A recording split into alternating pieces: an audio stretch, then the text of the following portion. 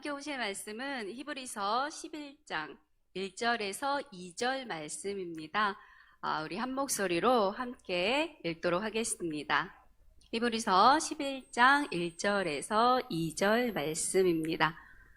믿음은 바라는 것들의 실상이요 보이지 않는 것들의 증거니 선진들이 이로써 증거를 얻었느니라. 아멘. 오늘은 성도님들과 함께 믿음이 무엇인지에 대해서 이야기를 나누려고 하는데요. 우리가 믿음이라고 하면 일상생활에서도 우리가 믿음이란 말을 자주 사용하기도 하고 특히 교회 안에서 저희가 믿음이란 말을 많이 쓰기는 하는데 그만큼 우리가 많이 오해하고 또 잘못 알고 있는 부분이 많은 것이 이런 믿음이라는 생각을 합니다. 그래서 오늘은 성경에서 말하고 있는 믿음이 무엇인지 또 우리가 가지고 있는 믿음에 대한 오해는 무엇인지 함께 살펴보면서 은혜를 나누려고 합니다. 우리 옆에 분과 함께 인사하실까요? 믿음으로 삽시다. 아멘. 믿음으로 삽시다. 제가 하나님을 인격적으로 만나고 신앙생활을 시작할 때 어떤 분이 저에게 그러시더라고요. 아직 하나님 잘 모르시잖아요. 이런 얘기를 저한테 하는 거예요. 근데 제가 그 말을 듣고 기분이 좋지 않았어요. 왜냐하면 저는 제 믿음이 되게 좋다고 생각을 했었거든요. 새벽 기도도 한 번도 빠지지 않고 거의 매일 집에서 기도만 하고 그렇게 있을 때였거든요. 그리고 하나님 생각만 해도 눈물이 나고 하나님도 저를 너무나 잘 알고 계시고 또 저도 하나님을 너무나 사랑한다고 그렇게 제가 믿고 있었기 때문에 그런 생각을 했던 것 같아요. 그런데 제가 그렇게 하나님을 사랑함에도 불구하고 제가 큰 문제를 만나거나 속상한 일이 생기면 작은 일에도 쓰러지고 또 넘어지고 실족하는 그런 저의 모습을 보면서 제가 이유가 뭘까? 내가 하나님을 이렇게 사랑하는데 하나님 말씀에 순종하지 못하는 이유가 뭘까라는 것을 생각해 보게 되었어요. 제가 생각해 보게 되면서 내가 아직 하나님에 대해서 잘 모르고 있구나라는 것을 제가 깨닫게 되었습니다. 하나님이 저를 사랑하는 것과 또 제가 하나님에 대해서 아는 것은 다르다는 것을 제가 알게 되었는데요. 그때부터 저는 제 생각과 감정과 경험이 아닌 하나님께서 성경을 통해 주신 말씀을 통해서 하나님에 대해서 알아가기 시작했습니다. 그리고 그때부터 연약하고 부족했던 제 신앙이 조금씩 성장해 간다는 것을 제가 느끼게 되었고요. 이렇게 기복적이었고 감정적이었던 제 신앙이 조금씩 하나님의 말씀에 기초한 신앙으로 변해가기 시작하였습니다. 저희가 요즘 웨스터민스터 소유리 문답을 보고 있지 않습니까?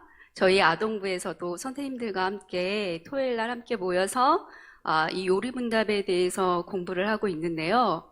이 웨스터민스터 요리문답에 대해서 제가 잠깐 설명을 드리자면 웨스터민스터는 이 영국 런던에 있는 사원입니다. 그 이름을 따서 이렇게 책의 이름을 지게 되었는데요. 1643년 종교개혁이 있고 얼마 되지 않아서 151명의 목사님들과 또 신학자 그리고 시의원들 그리고 스코틀랜드에서 자문위원으로 온 151명의 사람들이 모여서 무려 5년이라는 시간 동안 월요일에서 금요일까지 매일 모여서 총회를 가지면서 우리가 믿는 신앙이 무엇이며 성경이 과연 우리에게 이야기하고 있는 것이 무엇인지를 서로 연구하고 토론하면서 정리해서 만든 것이 웨스터민스터 요리문답입니다. 이것이 우리 장로교회 교리로 세워지게 되었죠. 요리문답 제1문이 무엇이죠? 혹시 기억하시는 분 계신가요? 우리 선생님들 알고 계시죠? 제가 항상 물어보고 모르면 또 모르세요. 이렇게 얘기를 해서 우리 선생님들은 충분히 알고 계실 거라 믿습니다. 인간의 제일 되는 목적이 무엇입니까? 라고 하는 것이 소요리 문답의 제1문입니다. 이 1문이 1문부터 107문까지 있는데요. 전체를 아우르는 주제예요. 왜냐하면 인간이 이 세상에 존재하는 목적이 무엇인지에 대해서 알아야 한다는 것이죠. 답이 무엇입니까? 인간의 제일 되는 목적은 하나님을 영화롭게 하고, 역시 우리 선생님들 이쪽에서 지금 말씀들 하고 계십니다. 훌륭하십니다. 하나님을 영화롭게 하고 또 어떻게 한다고요? 그 하나님을 즐거워하는 것이다 라고 이야기하고 있습니다. 또 제2문은 그러면 어떻게 우리가 하나님을 영화롭게 하며 즐거워할 수 있습니까? 라고 2문에서 질문하고 있죠. 그거에 대한 질문에 대한 답은 하나님을 영화롭게 하고 즐거워하는 유일한 방법, 이게 중요해요. 유일한 방법은 무엇일까요? 유일한 방법은 신구약에 계시된 하나님의 말씀입니다가 정답입니다. 답입니다. 그리고 3문에서 그럼 성경이 우리에게 가르쳐 주는 것은 무엇입니까? 라는 것이 3문이에요. 이렇게 계속 연결되어 가고 있습니다. 이러한 질문의 답은 성경이 우리에게 가르쳐주고 있는 것은 우리가 믿어야 하는 것이 무엇이며 또 믿는 자들이 행해야 하는 것이 무엇인지를 가르쳐 줍니다 라고 이야기합니다. 그러니까 결국은 성경은 우리가 무엇을 믿어야 하며 또 믿는 자들이 어떻게 살아가야지 되는지가 기록이 되어 있다는 것입니다. 이거랑 똑같이 웨스터민스터도 두 부분으로 나누어져 있는데요. 지금 오늘 제가 정확하게 모르겠지만 구문이 나와 있나요? 그쵸? 1문에서 38문까지 우리가 무엇을 믿어야 하는지에 대해서 기록이 되어 있습니다. 그리고 39문부터 107문까지는 이제 믿는 자들이 어떻게 살아야 하는지에 대해서 이야기를 합니다. 그럼 우리가 무엇을 믿어야 합니까? 우선 그것이 성경에 기록되어 있다라고 얘기하고 이제 다음부터 그 요리문답에 하나님에 대한 것이 나와요. 그 다음에 인간은 누구인지, 그리고 예수님은 누구인지, 또 하나님이 어떠한 일을 하시는지, 하나님의 예정과 작정과 하나님에 대해서 이미 나왔군요. 맞아요. 3문, 5문에서 아마 하나님에 대해서 나오고, 오늘은 아마 작정, 그런 예정, 이런 부분에 대해서 나왔을 것입니다. 주고를 한번 보시기 바랍니다. 하나님은 어떠한 분이신지, 그리고 하나님이 어떻게 일하시는지에 대한 내용이 기록이 되어 있고요. 그리고 38문 전에 사도신경에 대해서 이제 나오고 있습니다. 그리고 39문으로 넘어가게 되면 기도는 무엇인지, 세례는 무엇인지, 성찬이 무엇인지, 예배는 무엇인지, 이러한 어떤 실제적인 부분에 대해서 이야기를 하고 있습니다. 그래서 우리가 웨스터민스터를 1문부터 107문까지 내용을 보게 되면 우리가 신앙생활에 있어서 꼭 알아야 할 아주 기본적인 내용들을 다 배우시게 되는 것입니다. 그렇기 때문에 여러분 그냥 주보에 뒤에 있어서 한번 쓱 읽고 지나가지 마시고 집에 가서 거기 성경 구절들 적혀 있잖아요. 그거 이렇게 보시면서 꼼꼼히 읽어보시면서 성경이 과연 무엇을 이야기하는지 잘 살펴보신다면 신앙에 큰 유익이 될 거다라고 이렇게 생각을 합니다. 이렇게 교리문답을 통해서도 우리가 알 수 있듯이 우리가 무엇을 믿어야 하는 것이며 또 하나님은 누구시며 인간은 어떠한 존재이며 이러한 것들은 그냥 알아도 되고 몰라도 상관없는 것이 아니라 우리가 꼭 알아야 한다는 것입니다. 그리고 또 우리가 이런 것들을 알게 될 때 우리가 순종하는 삶을 살 수 있다는 것이죠. 여러분, 믿음, 하나님에 대한 인식은, 하나님에 대한 어떤 지식은 시간이 지나면 자연히 알게 되는 것이거나 또한 우리의 어떤 개인적인 경험을 통해서 알 수 있는 것이 아니라 우리가 무엇을 믿어야 하며 또 누구를 믿는가에 대한 분명한 지식을 가지고 있을 때 행함이 뒤따르게 되는 것입니다. 그래서 기독교는 지식에 기반한 종교입니다. 무조건 믿는 것이 아니라는 것이죠. 그리고 하나님의 말씀은 우리가 억지로 지켜야 하는 어떤 짐이거나 또 강요나 억압이 아니라는 것입니다. 우리가 하나님을 알 때 하나님을 사랑하게 되고요. 사랑할 때 순종할 수 있게 되는 것이죠. 무조건 믿는 것은 맹신이고요. 무절제하게 믿는 것은 광신입니다. 우리가 알 수 없는 것은 믿을 수 없어요. 그렇죠? 알지 못하는데 권사님, 우리가 어디 돈을 맡기는데 그 은행이 어떤 은행인지 알지 못하고 우리가 무조건 돈을 맡길 수 있습니까? 그럴 수 없죠. 그런데 우리의 삶을 맡기는 것인데, 우리의 생명을 맡겨야 하는데 어떻게 우리가 알지 못한 채 우리의 삶을 맡기고 우리의 생명을 맡길 수 있겠습니까? 하나님이 정말 살아계시다면, 우리의 삶을 하나님이 주관하고 계시다면 당연히 그분에 대해서 알아야 하는 것이 맞는 것이죠. 우리가 예수님을 믿는다 하면서도 왜 우리의 믿음이 흔들리고 때때로 이단들에게 유혹이 됩니까? 디모데후서 3장 14절에서 사도 바울이 이렇게 얘기합니다. 너희는 배우고 확실한 일에 거하라 라고 이야기하고 있습니다. 우리가 말씀을 배우지 않고 확실한 거에 거하지 못하기 때문에 우리가 흔들리는 그러한 신앙을 갖게 되는 것이죠.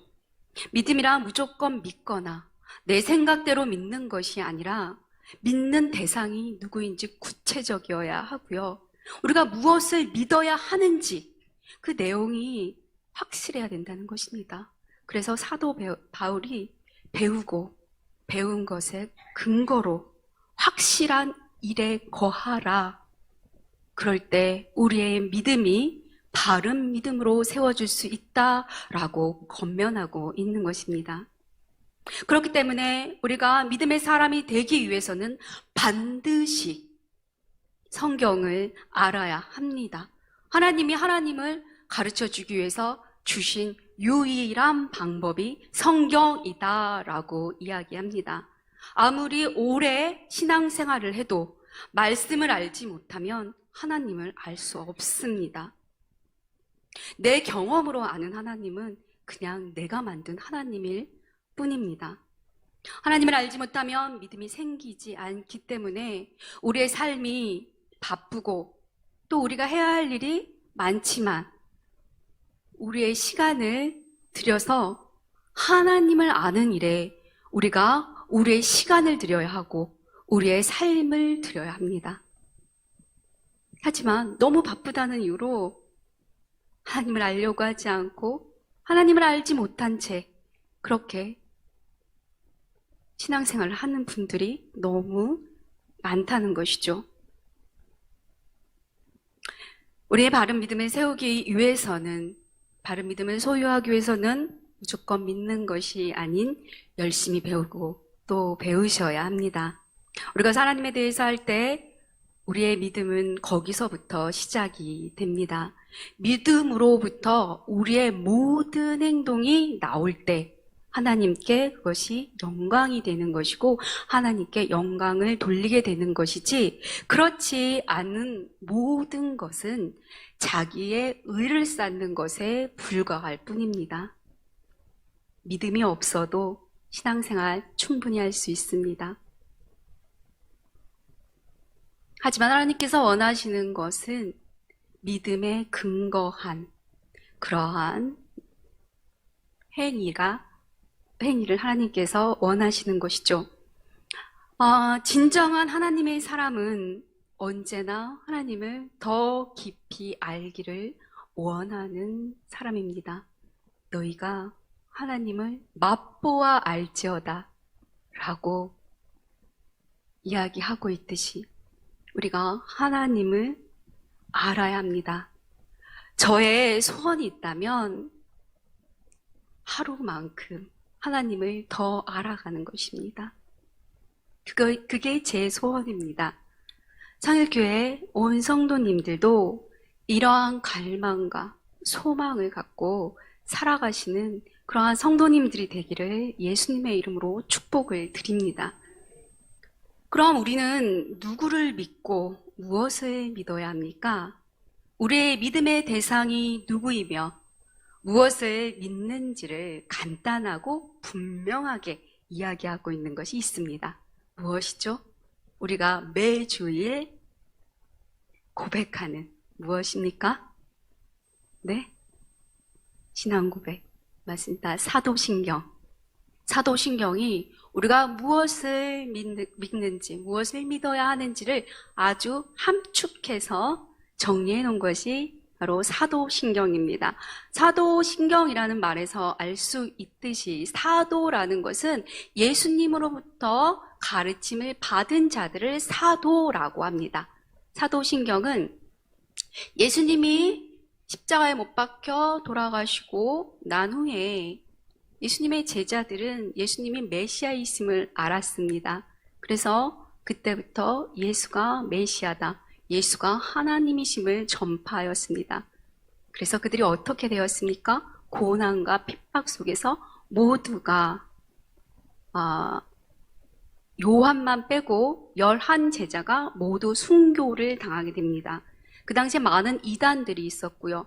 그 당시에 우리가 믿는 것이 무엇인지를 이야기하기 위해서 사도들이 우리의 믿음의 근거가 무엇인지를 이야기하고 가르치기 위해서 만든 것이 사도신경입니다. 그러니까 우리의 믿음이 무엇인지, 우리가 무엇을 믿어야 하는지를 가장 핵심만 함축적으로 정리해 놓은 것이 사도신경이죠. 그래서 우리가 매주일 우리가 무엇을 믿으며 무엇을 믿어야 하는지를 매주일 고백하면서 우리의 신앙을 확인하는 것이 사도신경입니다. 사도신경은 처음에 어떻게 시작하죠? 나는 전능하신 아버지 하나님, 천지의 창조주를 믿습니다. 그 하나님이 나의 아버지이심을 믿는다. 하나님이 세상을 창조하셨다. 하나님이 우리 아버지이심을 믿지 못하고 그 세상을 창조하신 분이라는 걸 믿지 못하면 그 어떤 것도 시작을 할 수 없겠죠. 그래서 먼저 이것을 고백하는 것입니다. 나는 전능하신 아버지 하나님, 나의 아버지 되신 하나님을 내가 믿습니다. 그분은 창조주, 나를 만드셨을 뿐만 아니라 이 세상을 만드신 분이십니다. 라는 고백을 하는 것입니다. 이것이 우리의 믿음의 근거입니다. 두 번째는 무엇입니까? 그의 유일하신 아들 예수 그리스도를 믿는 것이며 그분이 성령으로 잉태되어 동정녀에게 나셨고 본디오 빌라도에게 고난을 받아 십자가에 못 박혀 죽었으며 죽은 후 4일 만에 부활하셨음을 믿는 것이 우리의 믿음의 근거입니다. 또한 성령 하나님을 믿으며 부활하신 예수님이 하나님 우편에 앉아 계시다. 장차 살아있는 자와 죽은 자를 심판하러 오실 것을 믿는 것. 이것이 우리의 믿음의 근거이며 하나님 내가 이것을 믿습니다 라고 고백하는 것이죠.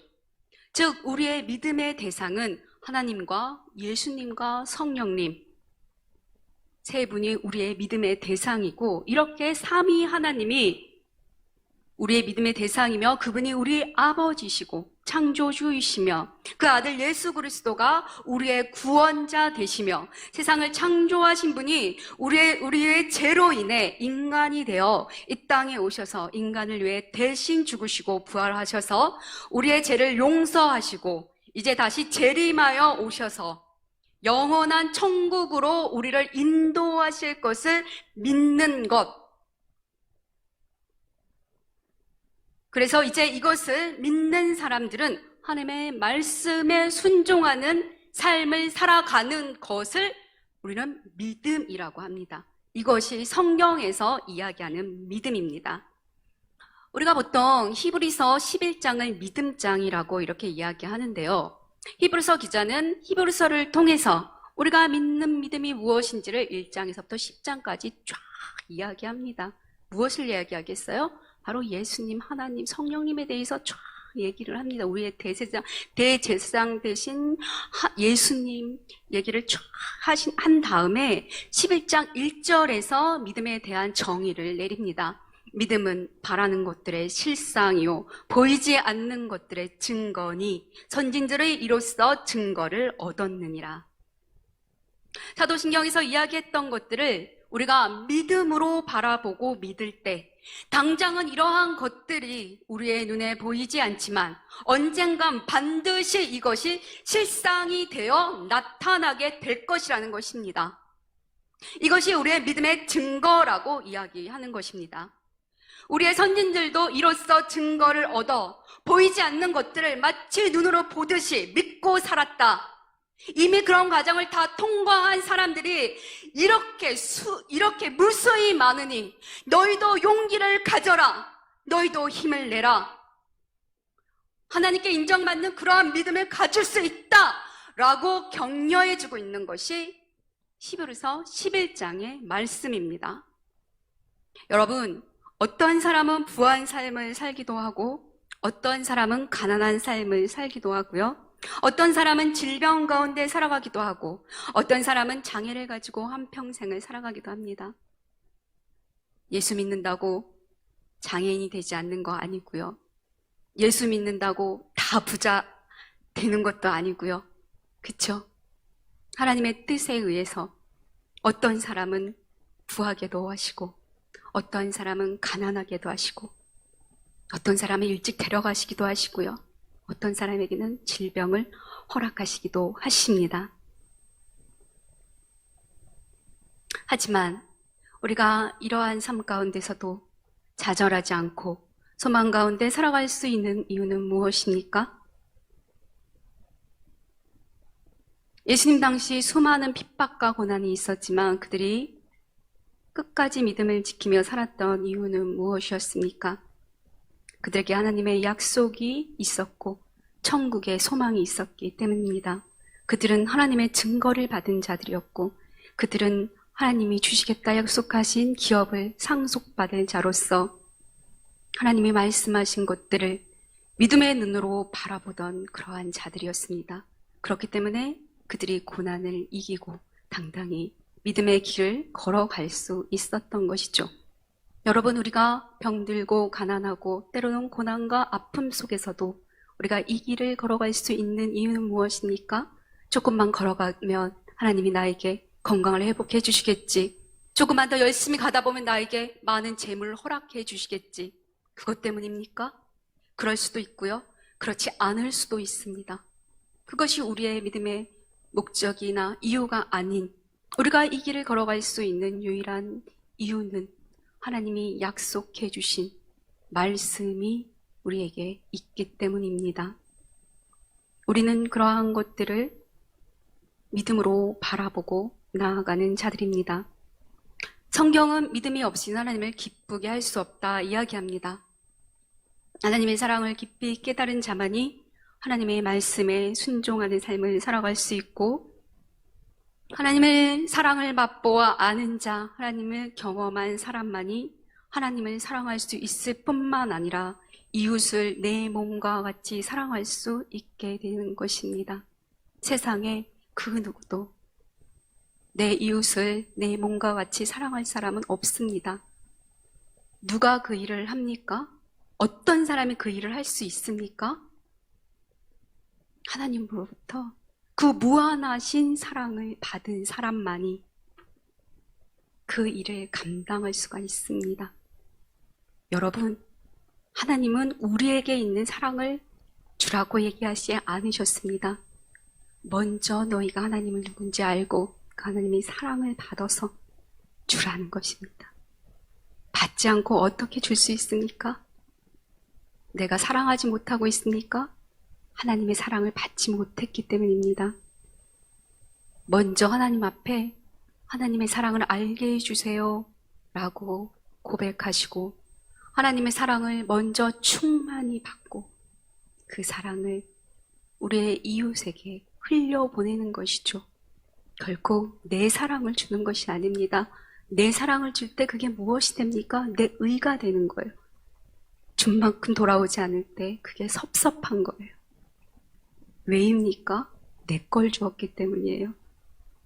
내 것이 아닌 하나님을 알고 하나님의 사랑을 받아 하나님은 그 사랑을 나누기를 원하십니다.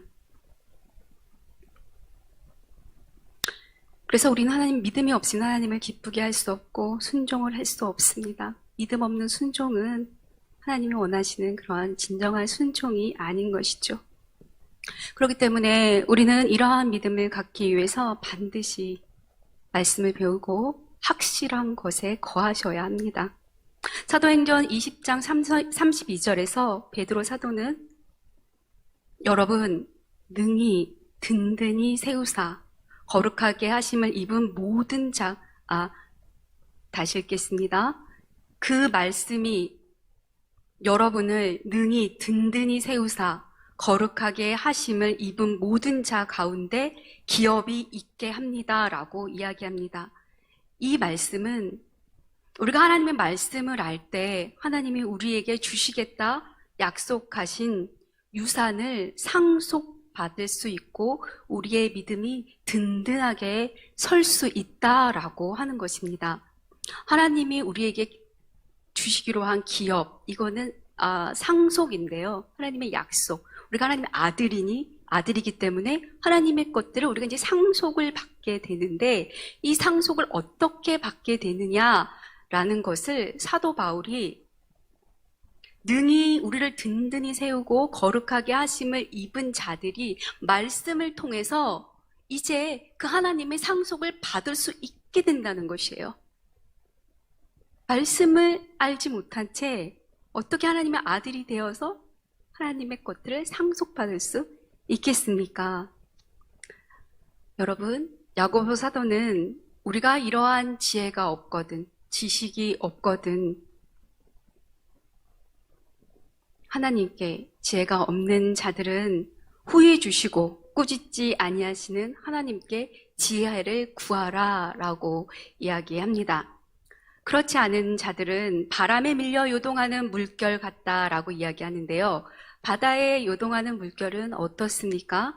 바람이 부는 대로 이리저리 출렁이듯 우리의 믿음이 말씀의 터 위에 서 있지 않을 때 우리는 고난과 또 어려움을 만나게 되면 마치 바람에 따라 출렁이는 물결처럼 우리의 믿음이 이리저리 흔들릴 수밖에 없습니다.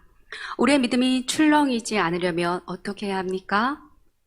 야고보 사도가 이야기한 것처럼 하나님, 나에게 하나님을 아는 지혜를 주세요 라고 기도하라는 것입니다.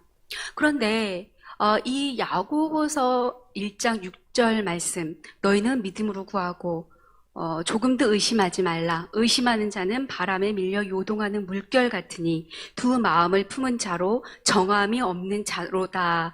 이 구절을 읽고 믿음에 대해서 많이 오해하시는 분들이 계십니다. 이것은 하나님께서 하나님에 대한 그 약속, 하나님에 대한 그 믿음에 대해서 의심하지 말라라고 이렇게 이야기하신 건데요.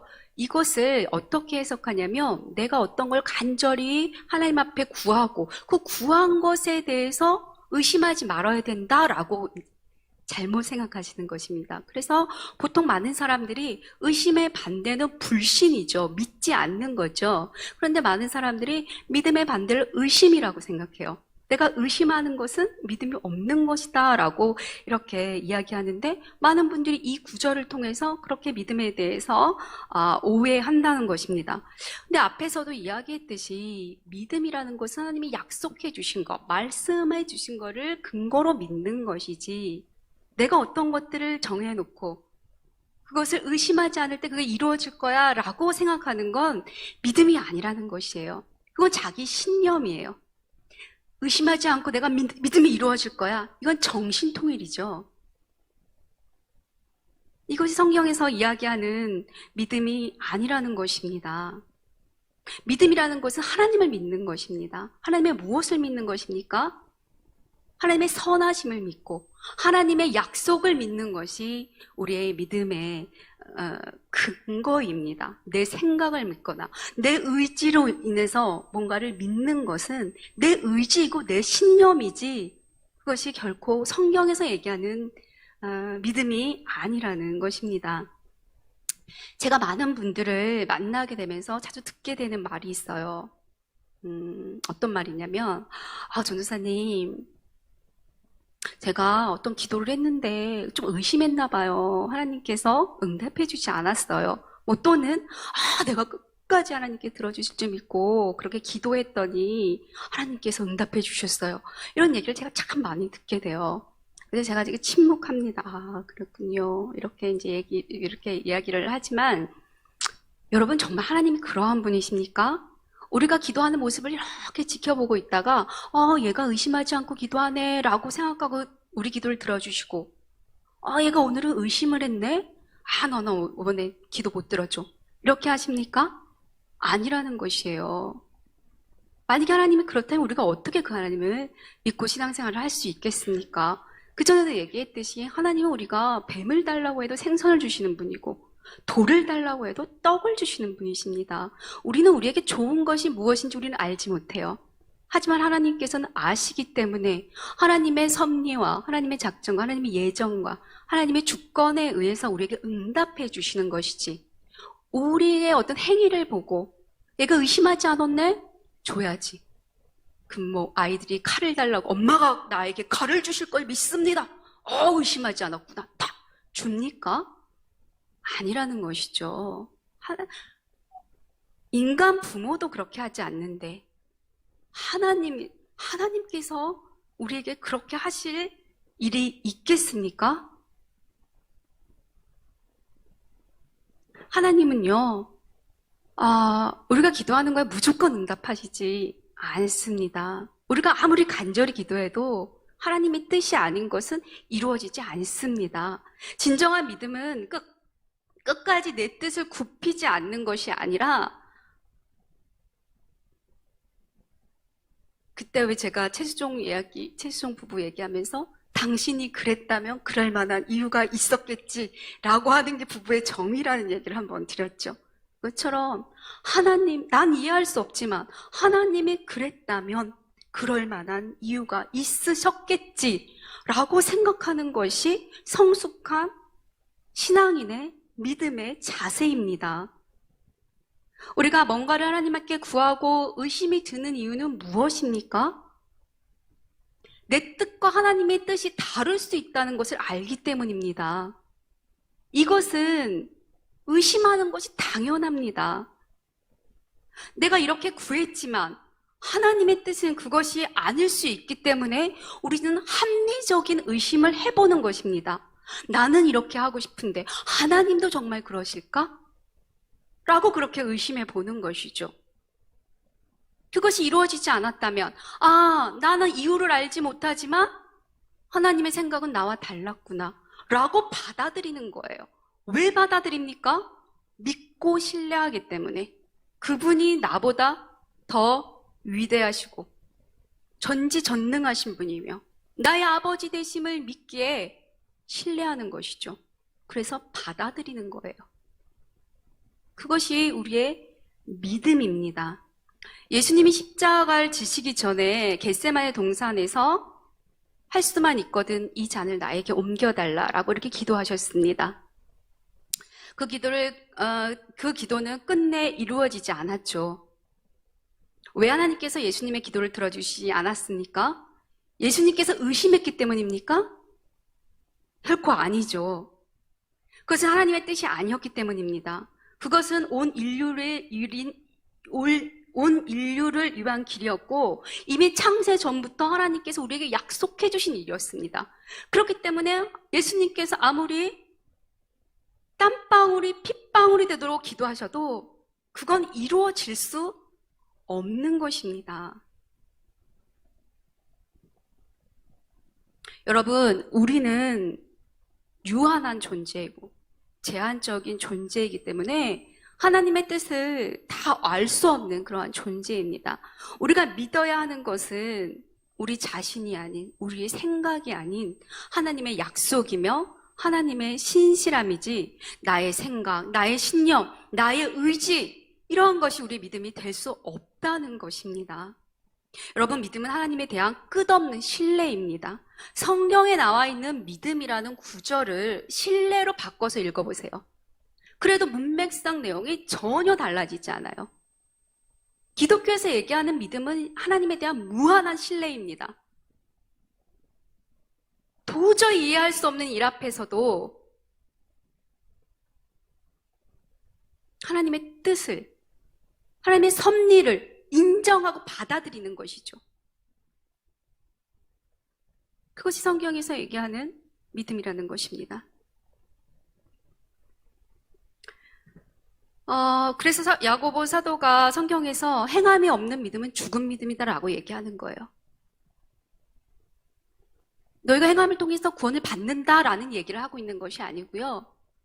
너희가 정말 믿는다면 행함이 당연히 따라올 수밖에 없다는 거예요.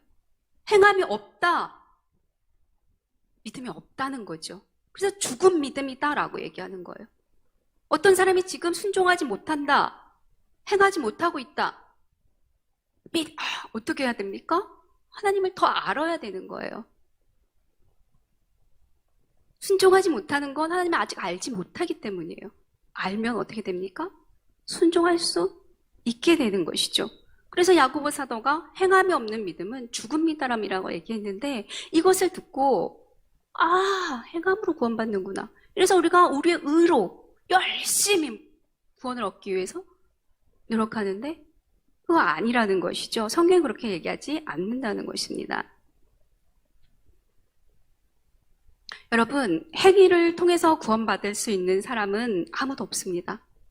행위를 통해서 구원받을 수 있는 사람은 오직 인간의 몸을 입고 이 땅에 오신 하나님 한 분밖에, 예수님 한 분밖에 존재하지 않습니다. 그러한 우리를 위해 성경의 약속대로 예수님이 이 땅에 오셨고, 예수님이 이 땅에 사시는 동안 행하신 일은 율법에 의한 완전한 순종을 하셨습니다. 예수님께서. 우리가 한 게 아니고요. 우리가 할 수 있는 것도 아니고요. 예수님께서 하나님의 말씀에 온전히 순종하시고, 어디까지 순종하셨어요? 죽기까지. 하나님이 인간이 되어서 온다는 그 자체만으로도 이해가 되지 않는 일인데, 우리를 위해서 죽기까지 하나님 앞에 순종하시고, 예수님께서 우리가 지켜야 할 율법을 당신이 다 지키시고, 율법의 완성자로 율법의 마침이 되었습니다. 사도 바울이 이 얘기를 하고 있죠. 그러므로 우리는 율법을 지킴을 통해서가 아닌 예수 그리스도를 믿음으로써 구원에 이르는 것입니다. 율법은 완전히 지킬 때 영생을 주시겠다, 하나님 말씀하셨어요. 그리고 그것을 예수님이 지키셨고요. 그 약속의 상은 예수님이 받아야 할 상입니다. 그런데 그 상을 누구에게 주셨어요? 누구에게 주셨어요? 우리에게 주셨고, 우리가 받아야 할 그 죗값을 누가 받으셨어요? 예수님이 받으셨습니다. 그리고 우리에게 영생을 주셨습니다. 이것이 복음입니다. 이것이 복음입니다. 이것을 전하는 것이 복음입니다. 우리는 이제 율법을 지킴을 통해서가 아닌 복음을 믿는 사람은 이제 자연스럽게 하나님께 대한 감사의 반응으로 율법을 지키며 살아가게 되는 것입니다. 하지만 우리가 율법을 지키려고 한다고 해서 다 지킬 수 있는 것은 아닙니다. 우리는 할 수 없습니다. 우리가 이 육신의 몸을 입고 있는 이상 우리는 할 수 없습니다. 예수님과 같이 우리는 율법을 완전히 지킬 수 없기에 예수님께서 오셔서 대신 그 율법을 지키시고 우리의 죄를 대신 사하시고 이제 우리는 그 예수님을 믿는 믿음으로 구원에 이르게 된 것입니다. 그래서 베드로 사도가 이 사실을 깨닫고 예수님이랑 함께 동행할 때는 알지 못했어요. 그런데 그 베드로가 예수님을 3번씩이나 부인했던 그 베드로가 예수님의 부활하신 것을 보고 그가 정말 메시아이심을 깨닫고 난 후에 그는 능력의 사도가 되었고 죽음 앞에서도 담대히 걸어갈 수 있는 그러한 사람이 되었죠. 그리고 사도행전에서 이렇게 고백하죠. 하나님께서 구원에 이를 수 있는 다른 이름을 주신 게 없다. 오직 예수 그리스도 한 분만이 우리의 구원의 유일한 이름이다. 하나님께서 다른 이름을 우리에게 주신 적이 없다 라고 선포하는 것입니다. 오직 예수 그리스도를 믿음으로 인해서만 우리가 구원에 이르게 된다. 그 복음의 말씀을 선포하다 다 11명의 제자가 순교를 당한 것입니다. 그런데 우리는 어떻습니까? 그 목숨을 걸고 전해준 그 복음을 우리는 믿지 않을 때가 너무나 많아요. 우리의 힘으로 뭔가를 해보려고 할 때가 너무 많아요. 내가 한번 해보겠다. 그래서 사도 바울이 그렇게 얘기하죠. 율법으로 구원을 얻는 자는 율법에 의해서 심판을 받을 것이다. 그래? 그럼 너가 한번 해봐. 우리가 붙잡아야 할 것이 무엇입니까? 예수 그리스도입니다. 우리가 오직 붙잡아야 할 것은 예수 그리스도를 믿는 믿음입니다. 이것이 우리의 믿음의 근거라는 것이죠.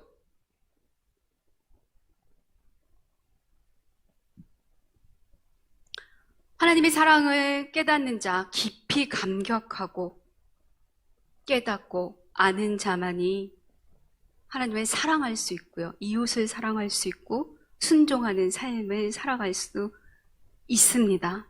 하나님의 사랑을 맛보고 하나님의 사랑을 알고 하나님의 사랑을 경험한 사람만이 이웃을 사랑할 수 있는 힘이 생기게 되는 것입니다. 이게 복음의 능력입니다. 여러분, 지금 무엇을 바라보며 여러분이 살아가고 계십니까? 또한 무엇을 믿고 여러분들은 살아가고 계십니까? 여러분의 믿음의 대상은 누구입니까? 나의 의지입니까? 나의 신념입니까? 나의 생각입니까? 아니라는 것입니다. 우리의 믿음의 근거는 오직 예수 그리스도, 하나님의 약속, 그것이 우리의 믿음의 근거가 되어야지 내 신념이나 내 생각, 내 가치관이 나의 믿음의 근거가 될 수 없다는 것입니다. 믿음이 없으십니까? 믿음이 부족하십니까? 하나님을 알게 해달라고 기도하세요. 기도만 하지 마시고요. 말씀을 배우세요. 그냥 알게 해주세요, 알게 해주세요 하면 하나님이 그냥 알게 해주십니까? 하나님은 그런 하나님이 아니십니다. 우리가 그렇게 기도할 때 말씀을 알게 하는 통로를 열어주시죠. 말씀을 읽을 때 성령의 감동으로 우리가 깨닫게 해주시죠. 오늘처럼 말씀이 선포할 때 그것을 깨닫게 하시죠. 그러면서 믿음을 생기게 도와주시는 분이십니다. 그렇게 우리의 믿음이 날마다 성장해야 하는 것입니다. 예수님께서도 내가 온 이유는 생명을 주고 그 생명을 더 풍성하게 누리게 하기 위해 내가 왔다 라고 말씀하십니다. 여러분들은 모두 예수님의 생명을 받은 자들입니다. 근데 그 받은 것에서만 만족하고 이것으로 좋습니다 라고 하시면 살아가시면 안 된다는 것입니다.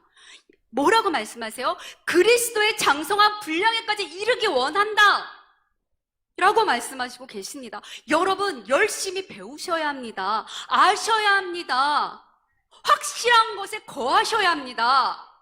그래야 믿음이 흔들리지 않아요. 그래야 고난 앞에서 당당히 그 길을 걸어갈 수 있는 것입니다. 그렇지 않으면 날마다 쓰러지고 날마다 허우적거리고 왜일까? 왜입니까? 하나님을 알지 못하기 때문에. 여러분, 사는 게 많이 힘드시죠? 여러분의 삶에 고난의 바람이 불어오고 있습니까? 저의 삶에도 한동안 고난의 바람이 많이 불었습니다. 그럴 때 제가 이런 얘기를 했어요. 어제 우리 선생님들하고도 이런 얘기를 했더니 전도사님 책을 쓰세요. 책이 제목입니다. 이런데 그 말이 뭐였냐면 오늘은 바람 불어 좋은 날입니다. 바람 불어 좋은 날. 제가 한동안 너무 힘들어서 다니면서 그렇게 외칩니다. 하나님, 오늘은 바람 불어 좋은 날이에요. 바람이, 오늘도 제 삶에 바람이 불어요. 그래서 하나님, 제가 하나님 오늘도 더 꽉 붙잡네요.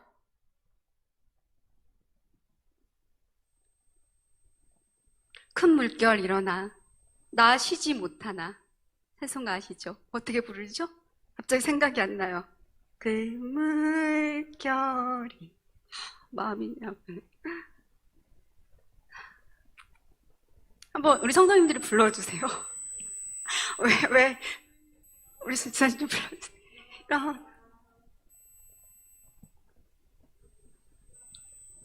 고요한 바다. 우리 다 전부 다 모르는. 한번 찾아볼까요? 선생님, 우리 한번 고요한 바다로. 우리 오늘 찬양은 이걸로 할까요? 한번. 저는 지금 악보가 없습니다. 우리 성도님들께서 한번 불러주셨으면 좋겠습니다. 몇 장이냐, 권사님?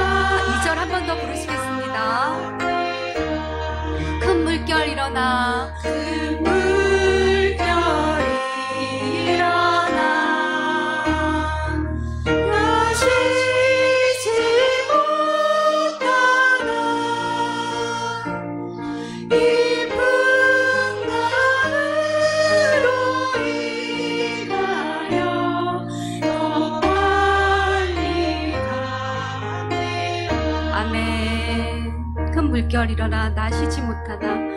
이 풍랑이 나여 더 빨리 갑니다. 우리의 삶에 풍랑이 불고 바람이 불어서 우리는 더 빨리 그렇게 하나님 앞에 우리가 가는 것입니다. 그래서 우리의 매일매일은 바람 불어 좋은 날이에요. 고요한 날은 고요해서 감사하고요, 풍랑이 이른 날은 우리가 하나님 앞에 더 가까이 갈 수 있어서, 그래서 감사한 날입니다. 그렇기 때문에 우리의 하루하루는 날마다 행복한 날이고요, 감사한 날입니다. 우리가 이러한 소망을 가지고 살아갈 때 우리는 언젠가 우리의 눈물을 닦아주실, 또 우리를 맞아주실 예수님을 만나게 될 것입니다. 그 날은 분명히 오게 될 것입니다. 이것을 믿는 것이 믿음의 근거입니다. 성도님들, 사랑하는 성도님들, 그날까지 저와 성도님들이 이 길을 감사함으로 묵묵히 이 길을 걸어가시게 되는 저와 성도님들 되기를 예수님의 이름으로 축복을 드립니다. 우리 이 찬양 한 번 더 부르고 우리 주여 3번 부르시고 기도하도록 하겠습니다.